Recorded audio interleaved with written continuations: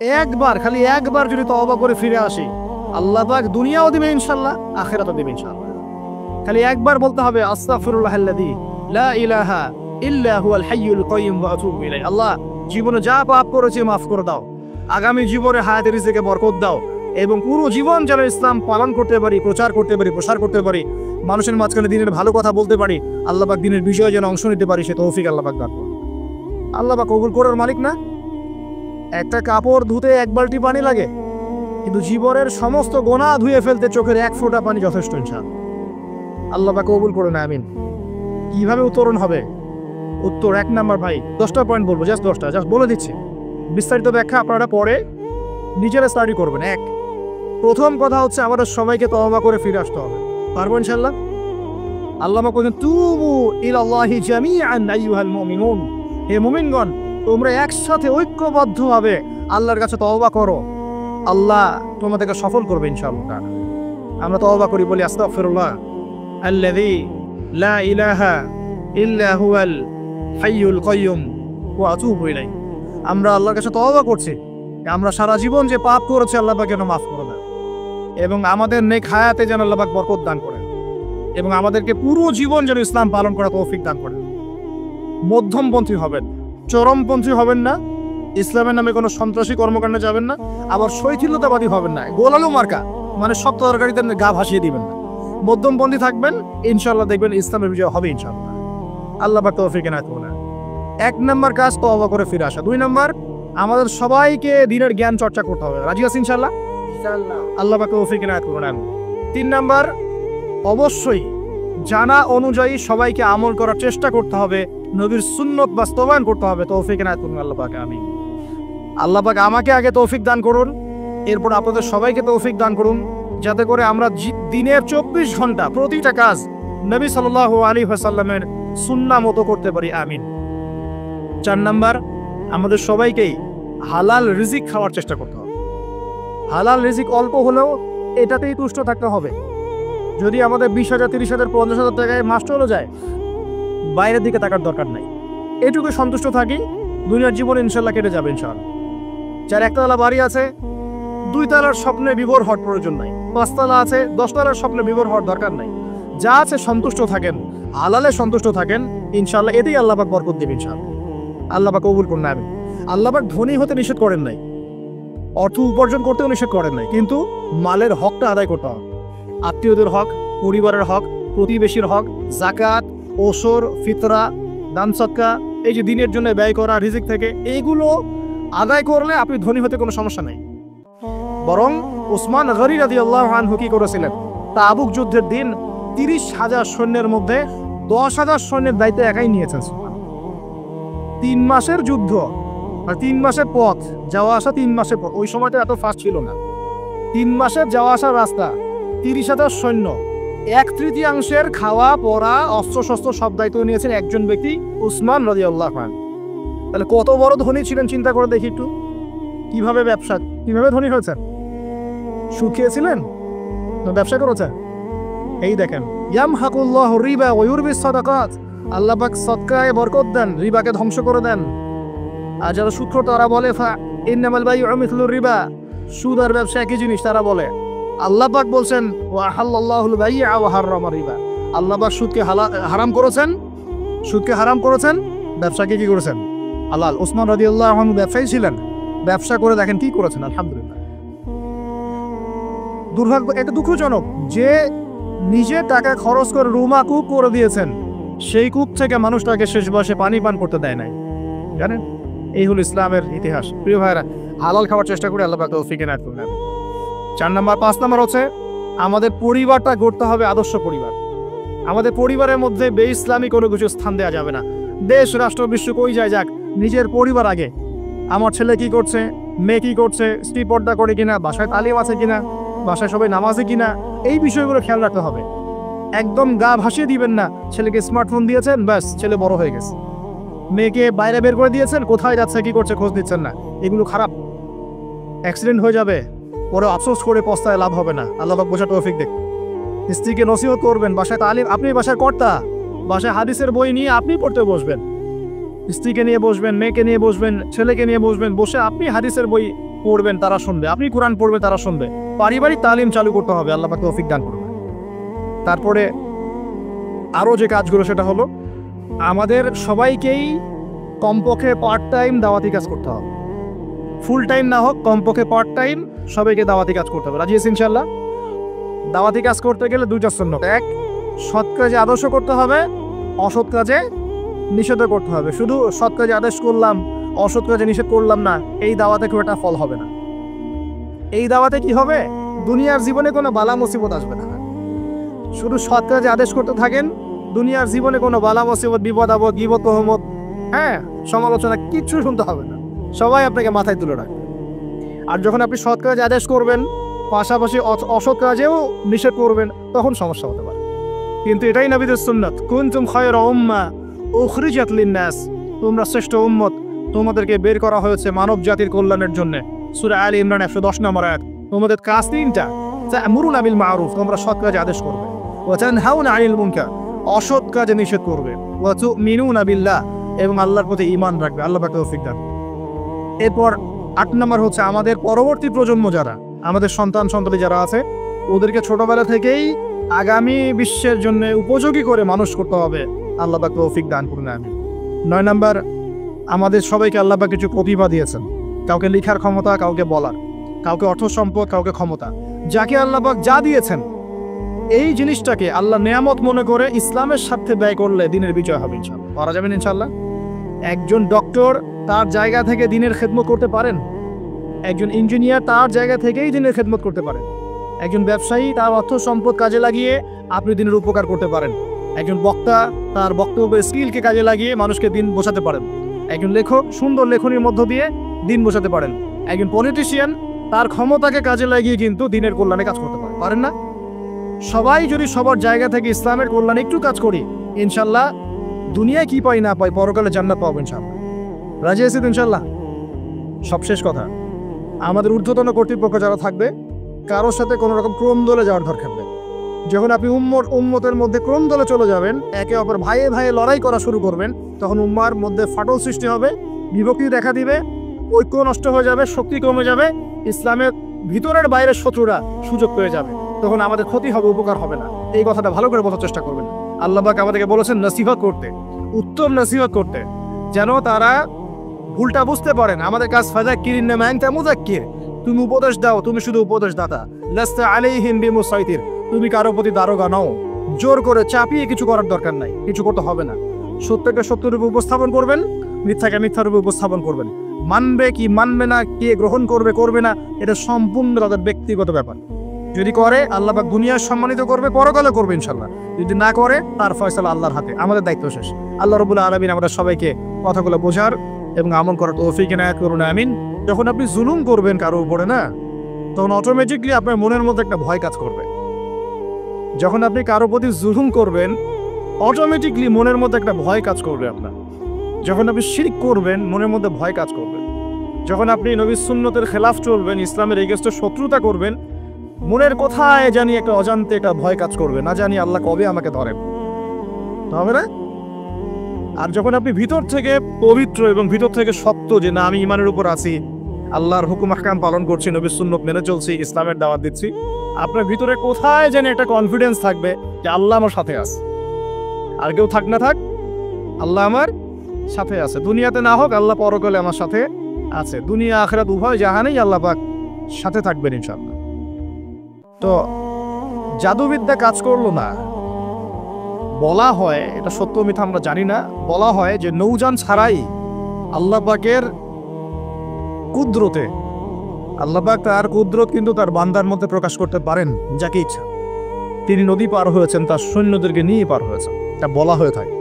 আল্লাহ ভালো জানেন, আমরা সত্য মিথ্যা বলতে পারবো না। এরপরে এখানে সর্বশেষ যেটা পদক্ষেপ নেওয়া হয়েছিল, লোহা দিয়ে জাদু করা হয়েছে, শিল দিয়ে জাদু করা হয়েছে। এই শিলের জাদু কে ভাঙতে পারবে, এই কথা শাহজালাল রাহিমাহুল্লাহ তার অনুসারীদেরকে বলছিলেন যে তোমাদের মধ্যে যে ব্যক্তি ফজরের নামাজ কোনোদিন কাজা করো নাই, সে উঠে আজান দিলে ইনশাআল্লাহ আল্লাহ পাক এই জাদু ভ্রষ্ট করবেন।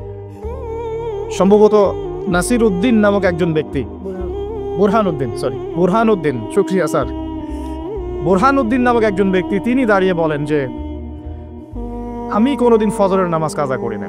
চিন্তা করতে পারেন, উম্মার বিজয় কাদের হাতে হয়েছে? বেনামাজিদের হাতে, আমাদের মতো বেনামাজিদের হাতে। আমরা যারা পর্দা করি না আমাদের হাতে, আমরা যারা সুদ খাই আমাদের হাতে, আমরা যারা ব্যভিচার করছি, পরকিয়া করছি, জেনা করছি, মাদক খাচ্ছি, এই তরুণ সমাজ আমাদের হাতে কি উম্মার বিজয় হবে? কি মনে হয় আপনাদের? একদিনও ফজরের নামাজ কাজা হয়নি, সেই ব্যক্তি উঠে আজান দিয়েছেন, সুবহানাল্লাহ। আর শাহজালাল রাহিমাহুল্লাহ তখন বলেছিলেন যে শিল হট, মানে এটা ভেঙে যাওয়ার জন্য। এই শিল এবং হট একত্রিত হয়ে পরবর্তীতে আস্তে আস্তে সিলেট নামটা হয়েছে। তার আগের নাম ছিল জালালাবাদ। কি নাম ছিল? জালালাবাদ। এই যে ইতিহাসগুলো কতজন মানুষ জানে? তিনি একজন তাওহীদপন্থী মানুষ ছিলেন, আল্লাহর ওলি ছিলেন, আল্লাহর মারিফতওয়ালা মানুষ ছিলেন। অনুসারীদেরকে নিয়ে তিনি শুধু দাওয়াতই দেন নাই, জালেমের প্রাসাদ পর্যন্ত চলে গেছেন যুদ্ধ করতে করতে, করেন নাই? এই যে ইসলাম কিভাবে প্রতিষ্ঠা হলো দেখেন। আর শেষের 100 বছরে কি হলো? ওই 1200 বছরের ইতিহাস আমরা ভুলে গেলাম, কি হলো শেষের 100 বছর? আমি আপনাদেরকে ফাইন্ড আউট করছি। দেখুন, লাস্ট 100 বছরে আমাদের মুসলিম উম্মার প্রথম যে সমস্যাটা হয়েছে এটা হলো আমরা কোরআন এবং সুন্নাহর যে পরিপূর্ণ জ্ঞান অর্জন, এই জ্ঞান অর্জনের পিছনে পর্যাপ্ত মেহনত করছি না। এটা 1 নম্বর পয়েন্ট। আমরা কি সবাই কোরআন পড়তে জানি? হলফ করে বলতে পারবেন প্রত্যেক ব্যক্তি, আপনারা যারা শুনছেন আমার লেকচার, সবাই কোরআন তেলাওয়াত করতে পারেন বিশুদ্ধ করে? তারপরে যদি জিজ্ঞাসা করি আমরা কতজন কোরআনের অন্তত একটা পারা মুখস্থ করেছি, হাত উঁচু করতে পারবেন? তারপর যদি প্রশ্ন করি আমাদের মধ্যে কতজন জীবনে অন্তত একটা বার আলিফ লাম মিম থেকে মিনাল জিন্নাতি ওয়ান নাস পর্যন্ত অর্থ সহ করেছি অন্তত একবার আল্লাহর কিতাব, হাত উঁচু করতে পারবেন? আমাকে উত্তর দেন। তাহলে বিগত 100 বছরের উম্মার অবস্থা এমন হবে না কেন? আমরা কতজন ব্যক্তি 5 ওয়াক্ত নামাজ পড়ি? উঁচু লেভেলের কথাবার্তা বলে আসলে লাভ নাই মাহফিলগুলোতে। আমি এটা শিখেছি মাহফিলে এসে। প্রথম দিকে আমি খুব হাই থ্রোটের কিছু লেকচার দিতাম, পেট্রো ডলার কেন্দ্রিক নিয়ে, ট্রেন ইস্যু নিয়ে, আরও বড় বড় কিছু ইস্যুস, ওয়ার্ল্ড অ্যাফেয়ার্স নিয়ে। পরে দেখলাম যে আসলে আমরা এমন একটা জায়গায় আছি, এখানে আমাকে প্রশাসনের অনেক ভাই অনেক হেল্প করেছে, অনেক রাজনৈতিক নেতৃবৃন্দ আমাকে অনেক হেল্প করেছে, সমাজ নেতা আমাকে অনেক হেল্প করেছে, আমাদের আলেম ওলামাদের মধ্যে অনেকেই, হকপন্থী অনেক ওলামায়ে কেরাম আমাকে কাছে ডেকে নিয়ে অনেক হেল্প করেছে। বুঝিয়েছে যে যে কথাগুলো মানুষ বুঝতে পারবে না সেগুলো পাবলিকলি বলার কোনো মানে হয় না।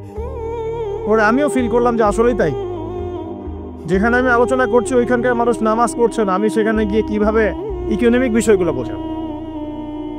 আমি এমন একটা জায়গায় লেকচার দিচ্ছি যেখানকার মানুষ কোরআন তেলাওয়াত করতে জানছে না, আমি কিভাবে কোরআনের হুকুম আহকামগুলো প্রতিষ্ঠানের কথা বলবো?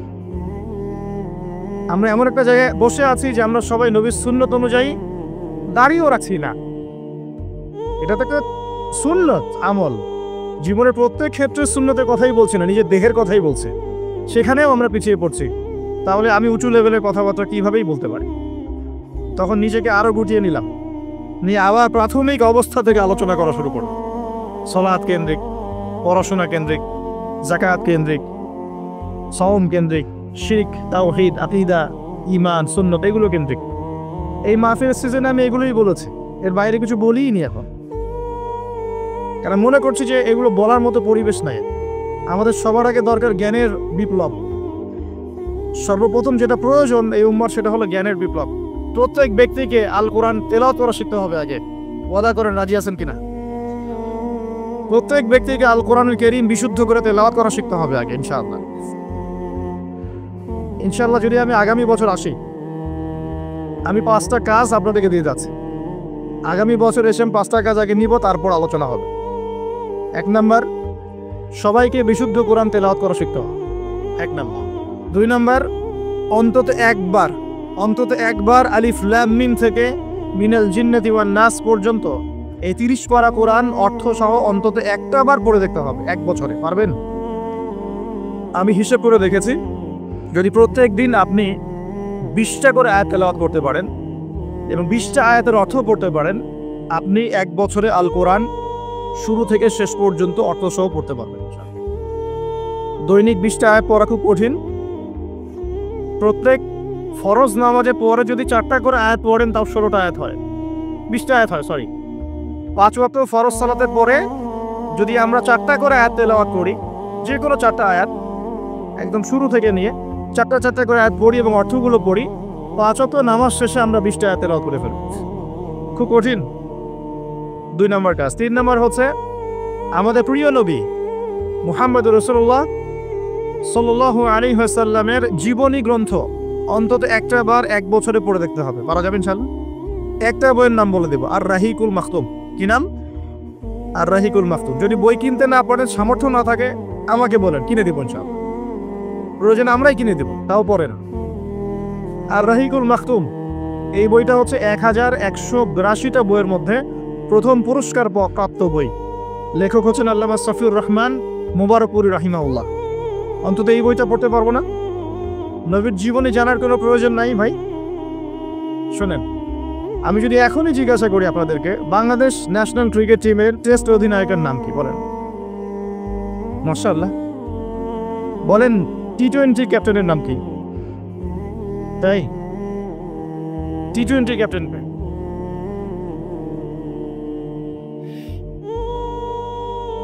ওডিআই ক্যাপ্টেন কে?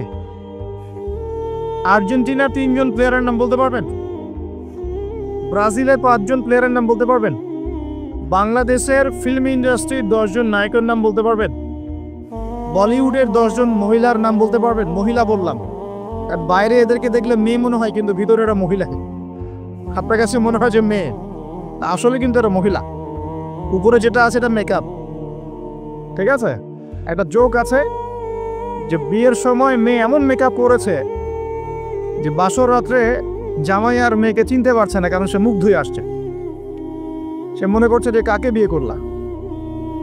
তো এখানে যে প্রসঙ্গ এসে গেছে, একটা কথা বলেই দেই, যারা বিবাহ করেন নাই এখনো, দিনদার মেয়ে ছাড়া বিয়ে করতে যায় না। যে মেয়ের মধ্যে দিনদারিতা আছে, নামাজ কালাম ঠিক মতো পড়ে, পর্দা ঠিক মতো করে, ইসলামের প্রতি মহব্বত আছে, ঠিক আছে, এই ধরনের মেয়েকে বিয়ে করেন, ইনশাল্লাহ সুখী হবেন। যদি অন্য কিছু সার্চ করেন, হ্যাঁ, দিনদারিতা থাকার পরে যদি আপনার মধ্যে সৌন্দর্য থাকে, বংশ ভালো হয়, অর্থ সম্পদ থাকে, আলহামদুলিল্লাহ, কোনো সমস্যা নেই, কিন্তু দিনদারিতা টপ প্রায়োরিটি পাবেন। তো যে প্রসঙ্গে কথাটা বললাম, আমাদের তরুণ প্রজন্মকে যদি আপনি এই প্রশ্নগুলো করেন, তারা কিন্তু উত্তর দিতে পারে। কিন্তু এখন যদি আমি জিজ্ঞাসা করি যে জান্নাতের সুসংবাদ পেয়েছেন এই দুনিয়ার 10 জন সাহাবী, জীবদ্দশাতেই, বেঁচে থাকতেই জান্নাতের সার্টিফিকেট পেয়ে গেছেন, এমন 10 জন সাহাবীর নাম বলুন। পারবেন কি কেউ? কজন পারবেন? আমি যদি বলি 4 খলিফার জন্ম মৃত্যু বলেন, পারবেন কি?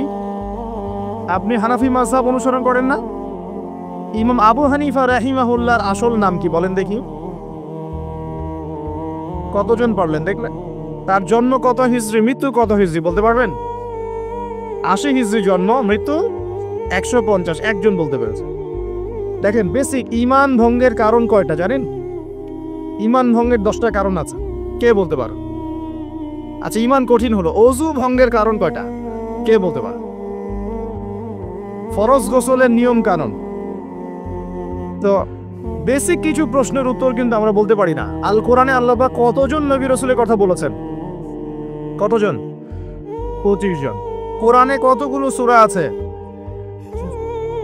আল কোরআনে আয়াত সংখ্যা কত? একদম ভুল, 6236। তো শুনুন, এই যে বেসিক প্রশ্ন, কমন জিনিসগুলো যারা আমরা জানি না, অথচ আমরা মাশাআল্লাহ বলিউড, হলিউড, খেলাধুলার জগৎ সব একা একা করে ফেলেছি। বলেন, এই তরুণ প্রজন্মকে দিয়ে কি ইসলামের বিজয় হবে কিনা? কি মনে হয় আপনাদের? বিগত 100 বছরে আমরা কি করেছি, এই জায়গাটা একটু দেখেন। প্রথমত, আমরা দিনের বেসিক যে পড়াশোনার জ্ঞান অর্জন, এই জ্ঞান অর্জন থেকে আমরা মোটামুটি পিছিয়ে যাচ্ছি।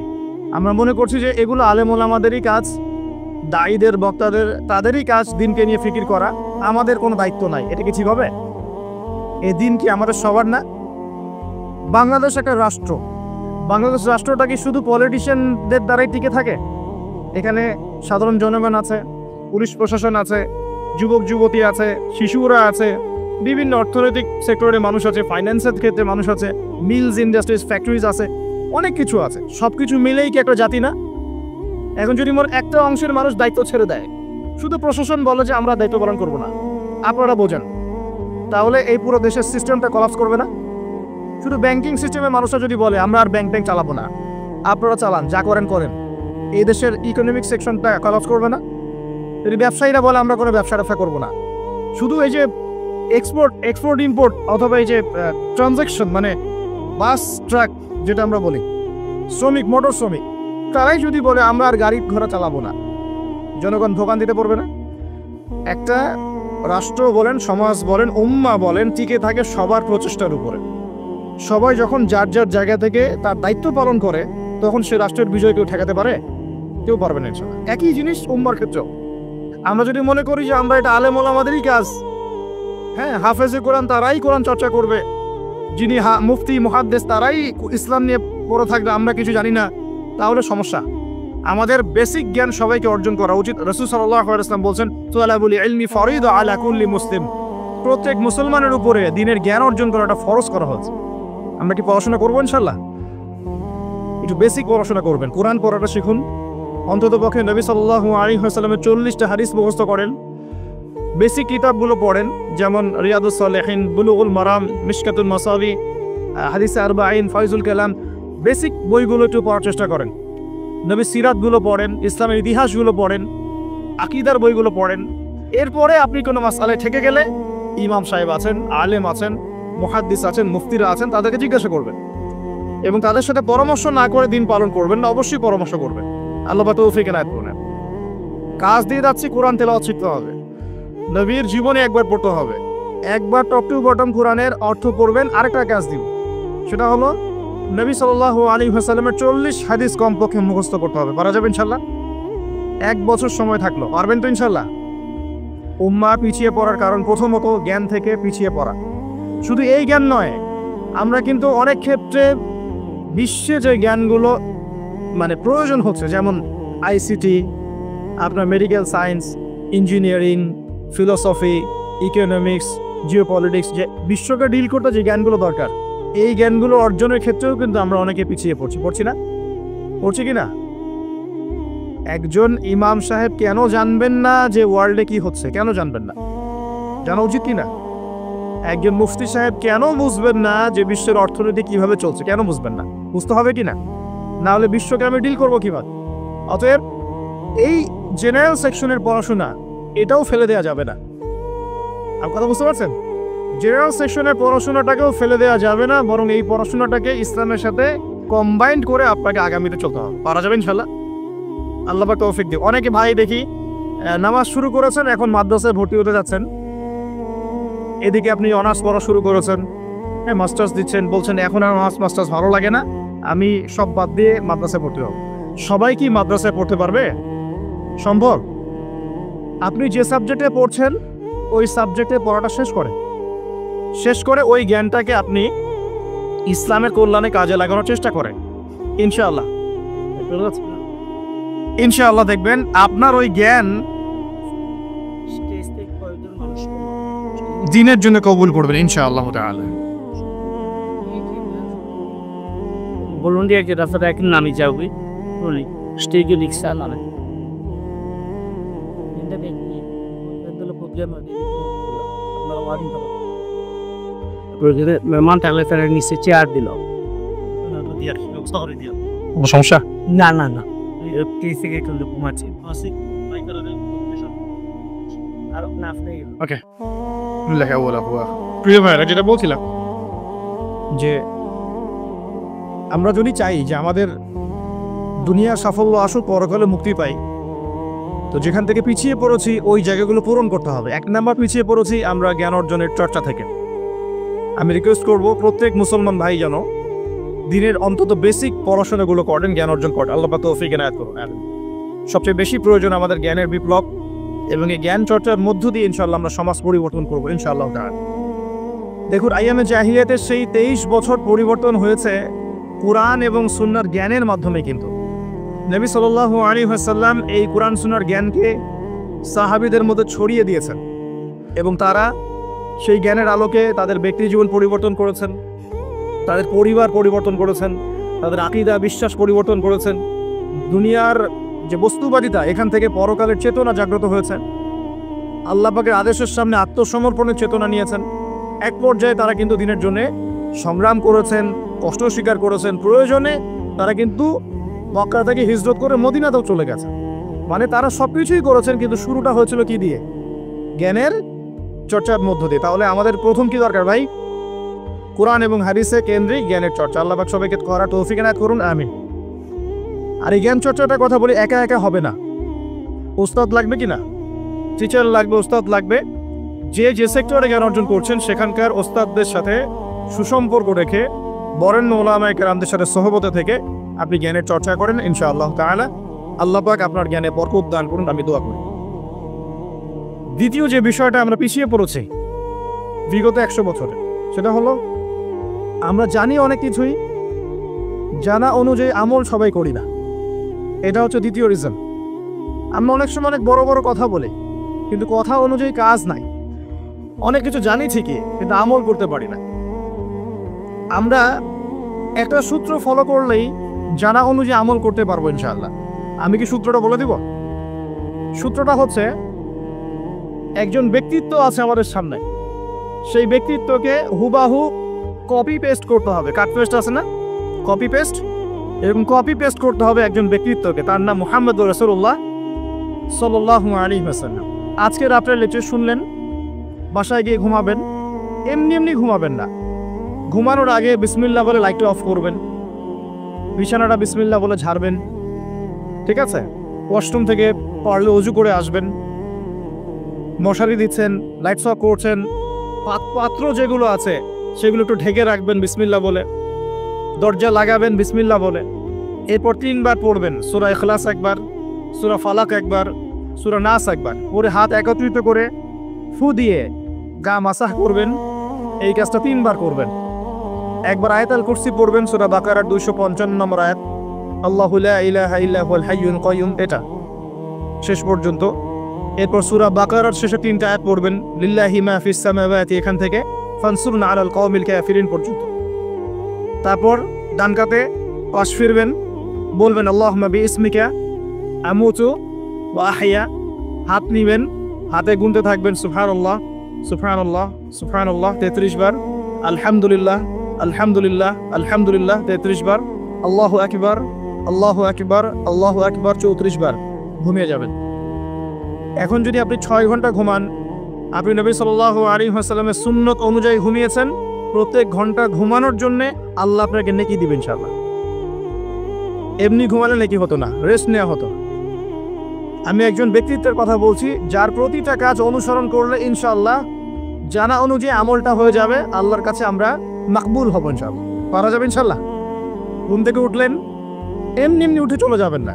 উঠেন, বসেন, বসে ঘুমের ভাব দূর করেন, দূর করে বলবেন আলহামদুলিল্লাহিল্লাযী আহইয়ানা বা'দা মা আমাতানা ওয়া ইলাইহিন নুশুর। এবার বাথরুমে যান।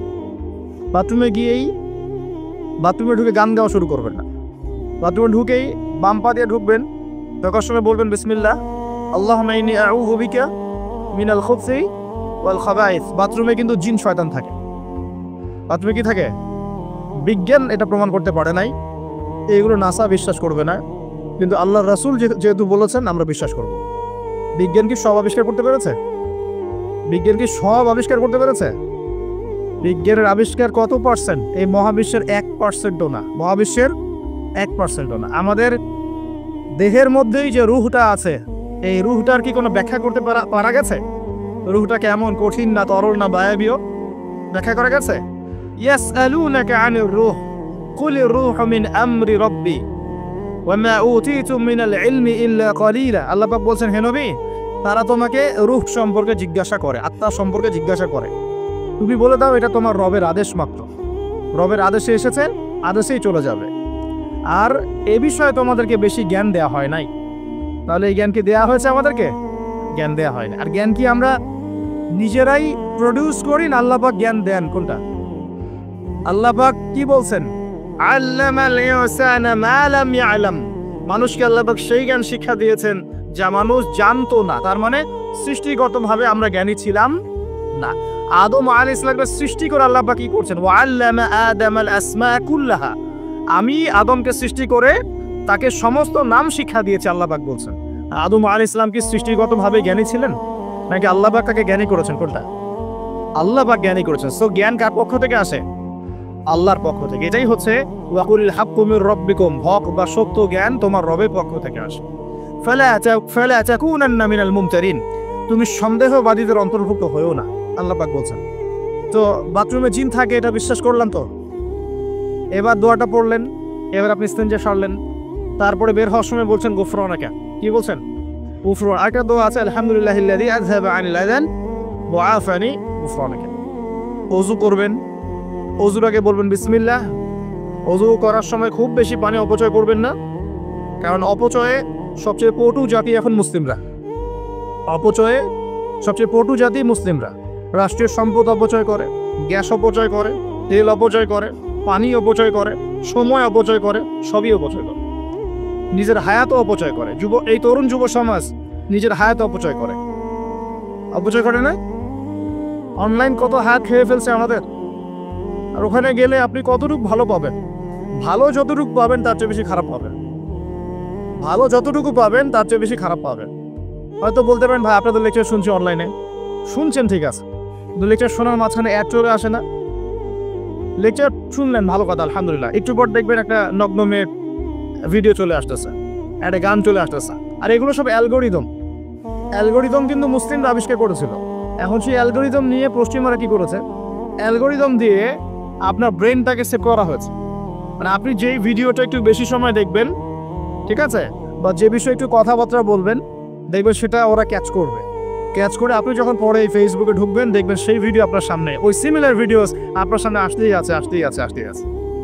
ওরা কিন্তু অ্যালগোরিদম দিয়ে আপনাকে ট্রেস করেছে। মানে আপনি ফেসবুক চালাচ্ছেন না, ফেসবুক আপনাকে চালাচ্ছে এখন। কথা বুঝতে পারছেন? আচ্ছা, আসুন সামনে যাই।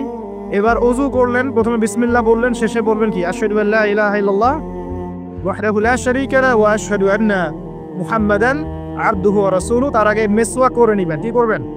মেসওয়াক মানে ব্রাশ, ঠিক আছে, কোনো সমস্যা নেই। ব্রাশ করছেন, ওকে, আদায় হয়ে গেছে ইনশাআল্লাহ। মুখ পরিষ্কার করা, দুর্গন্ধ দূর করা। এই যে ওযু করলেন সুন্দর করে নবী সাল্লাল্লাহু আলাইহি ওয়াসাল্লামের মতো, আল্লাহর নবী বলছেন যে ওই ব্যক্তির জন্য জান্নাতের 8টা দরজা খুলে যাবে ইনশাআল্লাহ। জান্নাতের 8টা দরজা ওই ব্যক্তির জন্য খুলে যাবে ইনশাআল্লাহ। এবার আপনি কাপড় পরছেন, এমনি পড়লেন নাকি না? পড়ার সময় ডান দিক থেকে পড়ছেন এবং বলছেন আলহামদুলিল্লাহিল্লাযী কাসানি হাযা ওয়া রাযাকানিহি মিন গায়রি হাওলিন মিন্নি ওয়ালা কুওয়া। আপনি কাপড় পরলেও নাকি পাচ্ছেন আলহামদুলিল্লাহ। আয়না দেখছেন, ফ্রেশ হচ্ছেন, চুল আঁচড়াচ্ছেন, আপনি ডান দিক থেকে স্টার্ট করেন। এবং এখানে বলে রাখি যে বর্তমান যে চুলের কাটিংগুলো চলছে, এইসব কাটিং চলবে না। এই ডানে বামে কোনো চুল নাই, আর মাঝখানে চুল দিয়ে কি বলবো এটা, হ্যাঁ, কুজা বলে আরবি দিয়ে মনে হয় সম্ভবত। এইসব কাট চলবে না।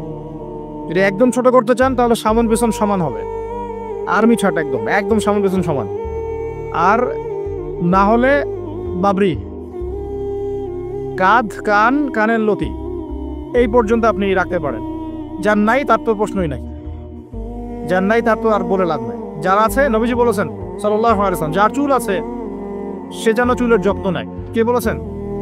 ইসলাম আপনাকে চুল আঁচড়ানো শিখিয়েছে। আপনি ইসলামে কি চাচ্ছেন? ইসলাম এমন একটা দিন বা জীবন ব্যবস্থা যেখানে আপনি জীবনের প্রতিটা বিষয়ের সমাধান তো পাবেনই, ইভেন আপনি চুল কেমন করে আঁচড়াবেন সেটাও ইসলাম আপনাকে শিখাবে ইনশাআল্লাহ। হায়েজ হয়েছে, নেফাস হয়েছে, হ্যাঁ, ওযু ইস্তেঞ্জা করেছেন, টয়লেট করেছেন, কিভাবে পবিত্রতা অর্জন করবেন, গোসল ফরজ হয়ে গেছে, কিভাবে গোসল করবেন, কিভাবে নামাজ পড়বেন, কিভাবে পরিবার চালাবেন, কেমন করে ব্যবসা করবেন, কেমন করে সমাজ চালাবেন, কোন বিষয়টা বলা বাকি আছে কোরআন এবং হাদিসে? বলেন তো, একটা বিষয় দেখাতে পারবেন যেটা কোরআন এবং সুন্নায় নাই? এটাই তো প্রমাণ করে যে ইসলাম আল্লাহ রাব্বুল আলামিনের পক্ষ থেকে নাজিলকৃত সর্বশ্রেষ্ঠ এবং আসমানি গ্রন্থ, আসমানি দিন, যেটা আল্লাহ পাক জমিনবাসীর জন্য নাজিল করেছেন। কিভাবে আপনি কম্পেয়ার করবেন কোনটা সত্য কোনটা মিথ্যা? আপনি সবগুলো ধর্মগ্রন্থ নিয়ে বসে দেখেন যে প্রত্যেকটা ধর্মগ্রন্থের মধ্যে কি জীবনের প্রতিটা বিষয়ের সমাধান আছে কি না। ঘেটে দেখেন। যদি দেখেন যে না, সবগুলো ধর্মগ্রন্থ ঘেটেছি, শুধু কোরআন এবং হাদিসে পেয়েছি যেখানে প্রতিটা বিষয়ের সমাধান আছে, তাহলে নিঃসন্দেহে এটা আল্লাহ পাকের পক্ষ থেকে এসেছে। সহজ। আর যখন জেনে যাবেন এটা আল্লাহর পক্ষ থেকে এসেছে, তখন আমাদের কর্তব্য তার সামনে আত্মসমর্পণ করা। আল্লাহ পাক আমাদের সবাইকে পরিপূর্ণ মুসলমান হওয়ার তৌফিক দান করুন। ওযু শেষ, এবার যাবেন নামাজে। নামাজে যাওয়ার সময় বাসা থেকে বের হচ্ছেন, আল্লাহর রাসূল শিখিয়েছেন আপনাকে বলতে হবে বিসমিল্লাহ, বিসমিল্লাহি তাওয়াক্কালতু আলাল্লাহ ওয়ালা হাওলা ওয়ালা কুওয়াতা ইল্লা বিল্লাহ। বের হলেন, আপনার সাথে একজন ফেরেশতা থাকবেন ইনশাআল্লাহ, শয়তান দূরে চলে যাবে ইনশাআল্লাহ। মসজিদে যাচ্ছেন, যাওয়ার সময় চুপচাপ থাকবেন না, দোয়া পড়বেন, জিকির করবেন। একটা দোয়া আছে, এটাও পড়তে পারেন, আল্লাহ নবী পড়তেন। তিনি বলতেন আল্লাহুম্মা ইজআল ফি কলবি নূরা, হে আল্লাহ আমার কলবে নূর দাও, ওয়া ফি লিসানি নূরা, আমার লিসান বা জিহ্বায় জবানে তুমি নূর দাও, ওয়া ফি সামঈ নূরা, আমার শ্রবণ ইন্দ্রিয়তে নূর দাও, আলো দাও। ঠিক আছে?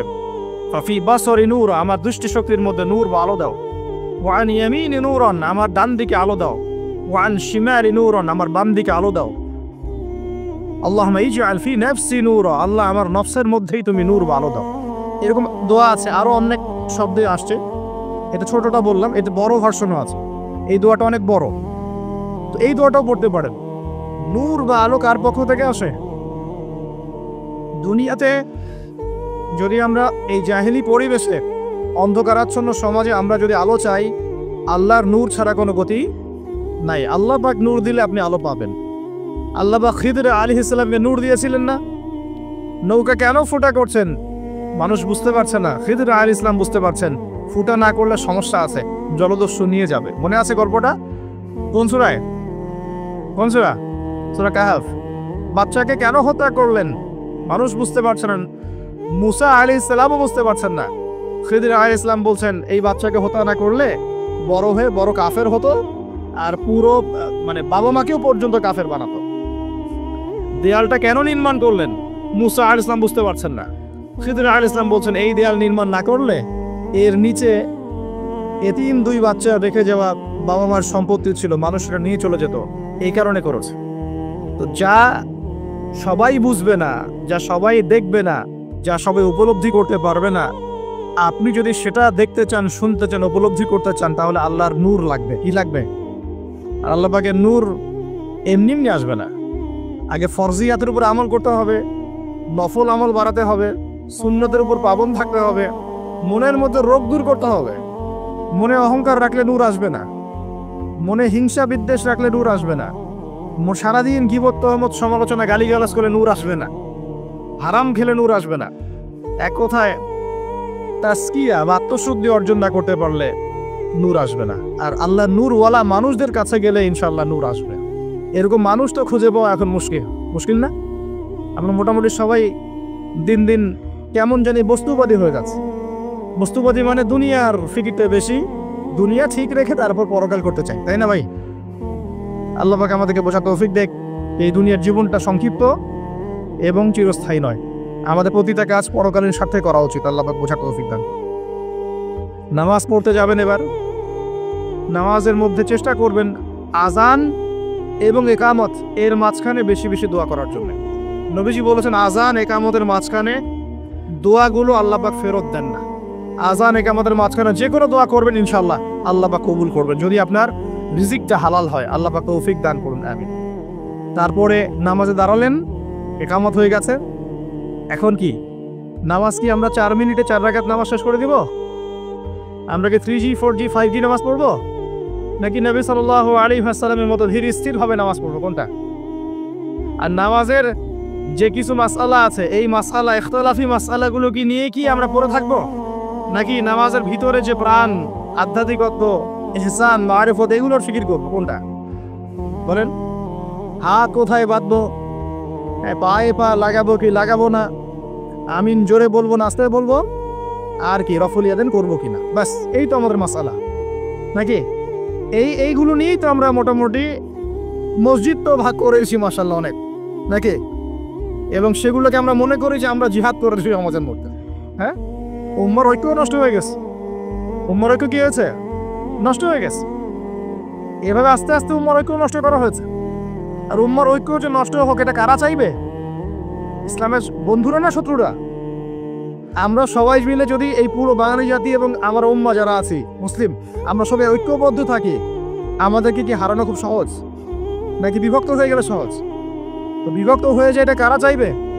নিঃসন্দেহে ইসলামের দুশ্মনরাই চাইবে। তো আমরা বিভক্ত হয়ে যাচ্ছি কারণে অকারণে। তো দেখুন নামাজের মূল জিনিসটা কি?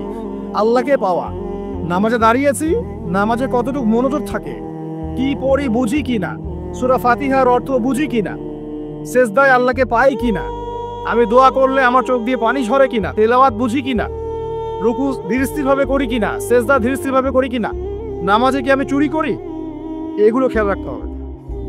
স্থিরতা থাকবে। অনেকে দেখি নামাজে রুকু করেন, রুকু থেকে মাথা না তুলেই তাবাস করে সেজদায় চলে যান, করেন কিনা?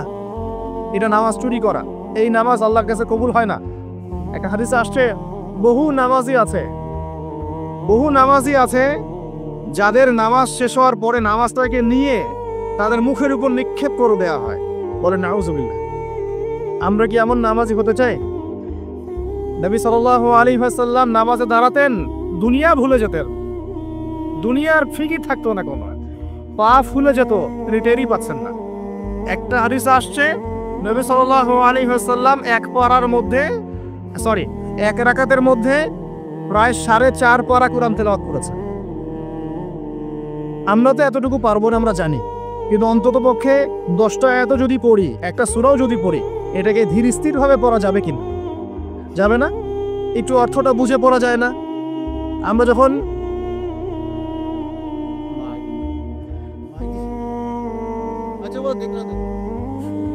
আচ্ছা ঠিক করতেছে, আপনারা অপেক্ষা করেন। আমরা যখন সূরা ফাতিহা পড়ি, আল্লাহ পাকের সাথে আমরা কিন্তু কথোপকথন করি। আপনি কি জানেন? এই হাদিসে শুনেন, যখন আল্লাহু আকবার বলে দাঁড়াই এবং সূরা ফাতিহা সানার পরে সূরা ফাতিহা স্টার্ট করি, আমরা বলি আলহামদুলিল্লাহি রাব্বিল আলামিন, আল্লাহ পাক উত্তর প্রদান করেন, বলেন হামিদানি আব্দি। আমরা বলি আর রহমানির রহিম, আল্লাহ পাক বলেন ইসনা আলাইয়া আব্দি। আমরা বলি মালিকি ইয়াউমিদ্দিন, আমরা বলি যখন আল্লাহ পাক তার উত্তর দেন, বলেন মাজ্জাদানি আব্দি। আমরা বলি ইয়াকা না'বুদু ওয়া ইয়াকা নাস্তাঈন, আল্লাহ পাক বলেন হাযা বাইনি ওয়া বাইনা আব্দি। আমরা দোয়া করি, বলি ইহদিনাস সিরাতাল মুস্তাকিম সিরাতাল লাযীনা আন'আমতা আলাইহিম গায়রিল মাগদুবি আলাইহিম ওয়ালাদ-দাল্লিন। এরপর আল্লাহ পাক বলেন ওয়ালি আব্দি মা সাআলা, আমার বান্দা যে পথ চেয়েছে আমি তাকে তা দিলাম। এই যে নামাজে আল্লাহর সাথে আমরা মোনাজাত করি, মোনাজাত মানে আল্লাহর সাথে চুপে চুপে কথা বলা।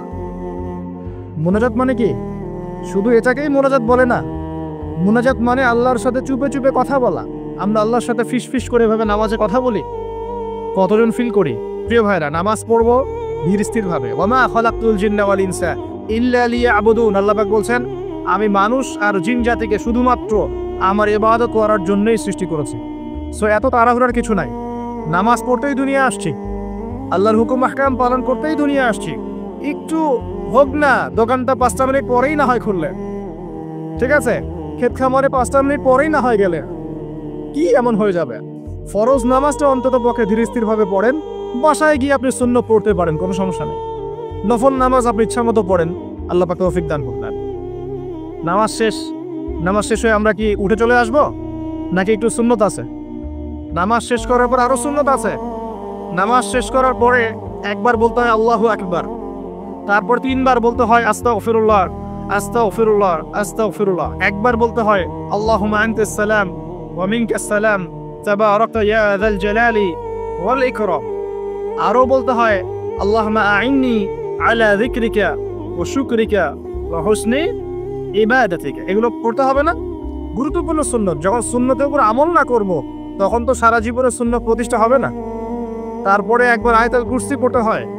নবীজি বলেছেন সাল্লাল্লাহু আলাইহি ওয়াসাল্লাম, যে ব্যক্তি প্রত্যেক ফরজ নামাজের পর আয়াতুল কুরসি তেলাওয়াত করে, মৃত্যু ছাড়া জান্নাতে যাওয়ার জন্য কোনো বাধা নাই তার। আলহামদুলিল্লাহ, মরে গেলে জান্নাতে চলে যাবে ইনশাআল্লাহ।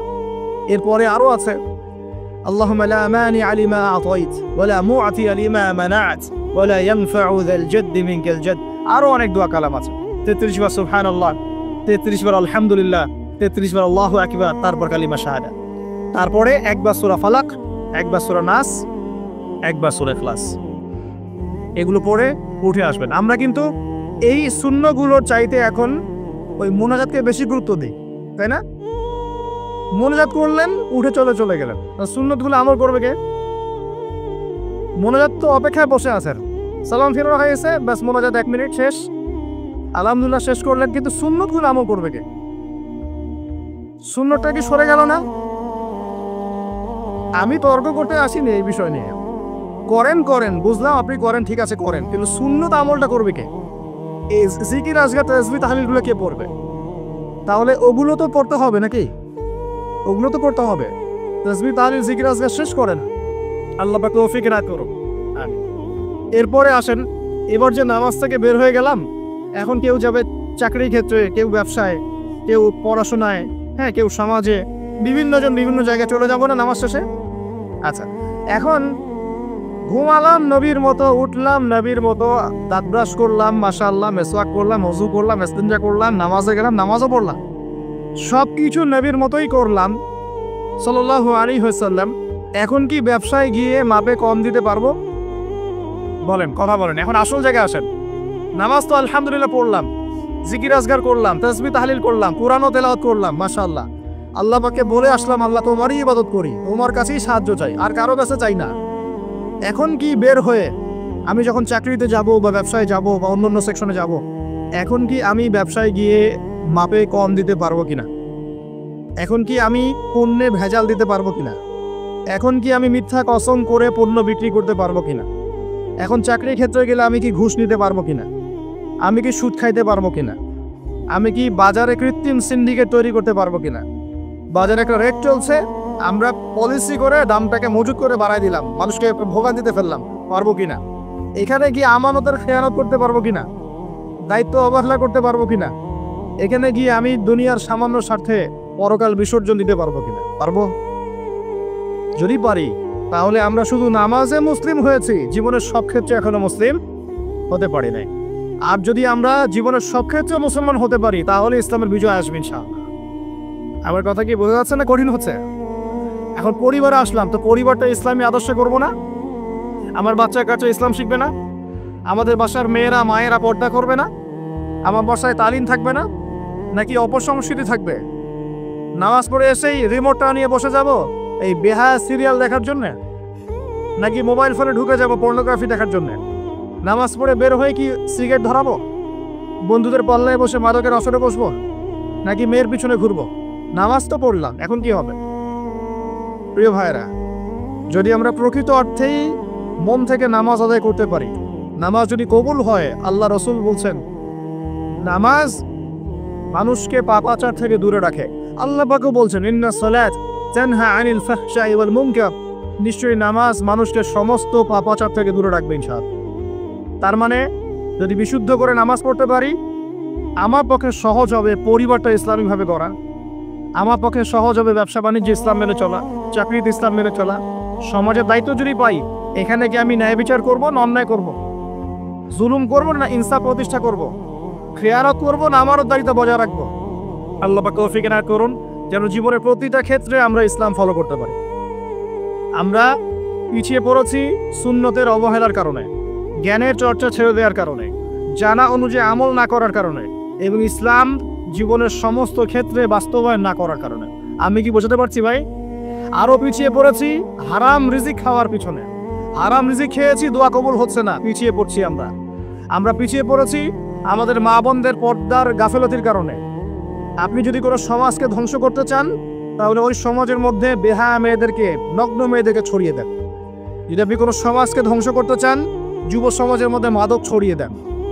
আপনি যদি কোনো সমাজকে ধ্বংস করতে চান, তাহলে সমাজের নেতৃত্ব প্রদানকারী মানুষদেরকে করাপ্টেড বানিয়ে দেন, সমাজ ধ্বংস হয়ে যাবে। আমরা কিন্তু দিন দিন এই কাজগুলো করেছি। আমাদের যুব সমাজের মধ্যে মাদক ছড়িয়ে গেছে না? মেয়েদের মধ্যে বেপরদামি ছড়িয়ে গেছে না? এই তো কয়েকদিন আগে দেখলেন না ফ্রি মিক্সিং নিয়ে এতদিন ধরে কথা বলে আসছি, দেখলেন না টিচার কি করলো মেয়েদের সাথে? আপনি মেয়েকে পড়াচ্ছেন একজন পুরুষ টিচারকে দিয়ে। 10টা মেয়ে পড়ছে একটা ব্যাচে প্রাইভেট করে, একটা পুরুষ টিচার পড়াচ্ছে। 2 দিন পর ঘটনা ঘটে যাচ্ছে, হচ্ছে না? আমরা এই ফ্রি মিক্সিং মানে নারী পুরুষের অবাধ মেলামেশার ফলে সমস্ত ধ্বংস করে ফেলছি। মেয়েদের একটা ফাংশন আছে, মেয়েদের ফাংশন মেয়েদের ক্ষেত্রে, ছেলেদের ফাংশন ছেলেদের ক্ষেত্রে, একে যখন আপনি মিশ্রিত করে দিবেন এরকম দুর্ঘটনা ঘটবে, প্রতিনিয়তই ঘটবে, কেউ ঠেকাতে পারবে না। নসিহত করে কি হবে? কারণ নসিহত করে তো সব হচ্ছে না।